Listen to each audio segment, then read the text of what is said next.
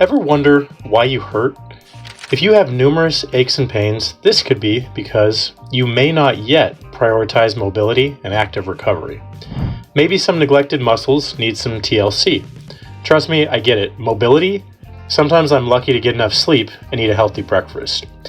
Life can get crazy, not to mention trying to work out and eat healthy. Overwhelming. Sometimes the to-do list alone can leave you so overwhelmed and to the point of not knowing where to start. However, mobility and being able to move freely is key to health. In this video, we will talk about mobility exercises that will help you run further without pain, strength train with a better range of motion, and helps keep you moving in daily activities. If you can prioritize your health, it will pay off and save you an unneeded back pain and lack of movement later on. Not to mention doctor bills. There will be 14 mobility exercises to try. Stay tuned to see which is your favorite, which you will try next, and if you're already incorporating some of these into your recovery routine. At the end, leave comments letting us know which tip is your favorite. But what is mobility and why is it important? Is it the same as flexibility and stretching? Simply put, mobility is owning a range of motion under an external force or load. Mobility encompasses balance, strength, stamina, and flexibility all in one. When you exercise, it supports your muscles and ligaments around joints to help those most involved with mobility in different movements and planes of motion. Mobility allows you to recover and apply force over a sustained period. Normal stretching is not enough, as some force and resistance training is needed. Even when you're not working out, it's important to stay mobile. Rest days are essential to any good recovery program, but total stillness and complete lack of movement is not healthy. So if you're not lifting weights, this does not mean you need to trade it out for the couch and not lift a finger. It means get up and stretch, walk for 30 minutes, take some time for yoga, light elliptical, or swimming. These are all good ideas. Now here are the 14 mobility exercises for active recovery. There are of course hundreds of different movements, but these are what I would recommend starting with. Fair warning, it is hard to find pictures for all these movements, so some pictures may not show the exact exercise I will be describing. Please listen to how I describe the exercise. I've also included links to all exercises in the description below for your reference. The first movement is a bodyweight squat.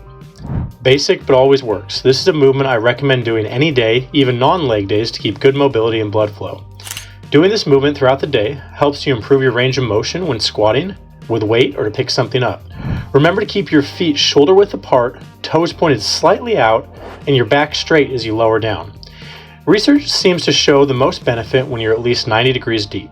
This move helps the entire lower body and your core as you develop stability. Depth can depend on ability and goal. The second movement is a standing ankle mobilization move, which helps to loosen up tight calves and is good for joints in this vulnerable area. You can use a step or wall and work on range of motion with dorsiflexion or plantar flexion. Dorsiflexion is toes pointing upward, and plantar flexion is with the toes pointed down. You can move your ankle in circular movements as well to loosen them up. Third is inverted flyers, which are good for balance, core, and coordination. These will help with overall stabilizers to avoid injury on core strength training lifts. You start by lifting one leg up to 90 degrees, then keeping your back straight, gradually bend forward, bringing that same leg back straight behind you, and arm forward, stretched in front, engaging that side of your body for a strong unilateral movement. Imagine yourself making your body into an airplane one side at a time. The fourth move I would recommend for mobility is the gate opener. This helps with hips, thighs, quads, and glutes, improving overall range of motion. It is a movement in which you swing one leg outward and back, really engaging your hips, outward and out. You bring the legs out to the side similar to how it sounds, opening and closing a gate one leg at a time. Do this and you will notice you run and squat easier. Now, anyone who has ever done yoga will be familiar with my fifth recommended move, the downward dog. You start face down with your head down towards your mat. Gradually drive back through your heels. This will help your hips to stay closed and work on any imbalances. Your head is down, butt is up, and you will feel this in your back, shoulders, all the way down your legs. It's a great full body stretch. Personally, it helps me after a good deadlift or run. Number 6 is the cat-cow stretch, which helps with tension in all areas of the spine. It's great if you have back pain and improves overall flexibility. For this movement, you curve your back up, making a hump, and bring it back down, back and forth as you stretch out the spine. Back and forth, up and down, hence why it's called the cat-cow. Number 7 is the cobra, which will open your chest and help to strengthen the back. Think up like a snake, cobra snake. Place your hands flat on the ground underneath your shoulders. Fingers forward, elbows close to your side. Gently push up as you strengthen your elbow and lift up your torso. It should feel good in your shoulders, core, and back. If it's painful, you can modify and just get up on your elbows doing the same move. The 8th movement to use is the fire hydrant, getting on your hands and knees in a classic tabletop position. Lift one leg off the ground, moving the knee to the side and up to the ceiling. Do each leg one at a time. This will help to open up glutes, core, and outer hips. Number 9 is the glute bridge, which will help with the posterior chain and fire up the glutes to avoid the pancake butt. Laying on your back, slowly raise your hips toward the ceiling, engage the glutes and abs as you hold, then repeat the movement. Perfect form would be a straight line from your shoulder to your knee. The 10th exercise to help with mobility is the high plank T-spine rotation. This move is guaranteed to strengthen your core and improve your ability to move freely with your upper back. In a plank position, keep your back straight, rotate your chest while lifting one arm. Stop once both arms align, creating a straight line like a T.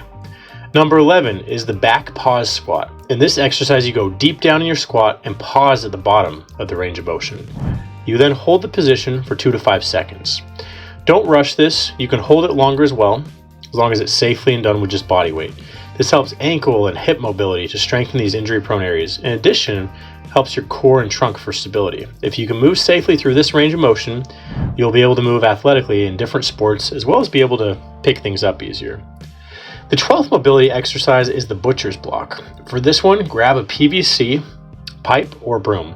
Grab the stick with your grip outside wider than your elbows. Kneel and put your elbows on a weight bench. Pull your hands back towards your upper back. Allow your chest to fall downwards. This will open up the shoulders and lat muscles in the back. Another great mobility exercise is number 13, which is a wall butterfly stretch. For this mobility exercise, sit down with your feet tucked towards your hips in a standard butterfly pose. If you want, you can have your butt elevated with a pillow or cushion underneath. Put light dumbbells on your knees and push your knees up. Push against the weight going up and down slowly to work your inner legs. You can also just use your hands as an external stress if easier. Last but not least is number 14, which is the dead hang, which you can do for 30 to 60 seconds for 2 to 3 sets. To start this, grab a bar and relax your shoulders down. It will feel like your shoulders are dragging towards your ears while your rib cage is coming down towards the ground. Remember to breathe. This is a good stretch for your back, upper body, and overall strength and grip strength. If too challenging, you can start with your toes touching in the ground until you gain strength. This will feel amazing on your whole upper body. I would recommend doing each movement 10 to 5 times roughly, unless otherwise specified, such as the dead hang. You can do a little more or less based on speed, movement, and goal. Then do 1 to 3 sets as needed. Focus on ones that hit problem areas that are sore or what you find imbalances with. As many are unilateral, any imbalances should become evident. By having active recovery as part of your exercise routine, you're helping relieve soreness, you're improving blood flow, and being consistent, all without overtraining. By moving more and letting intensity lower, it allows you to recover and actually work out better the next time you hit it hard. But how about timing? When do you use active recovery and focus on mobility? Timing is key. I would recommend after intense workouts is when you should incorporate this mobility training. This is when you need some rest, 48 to 72 hours following the body part you worked.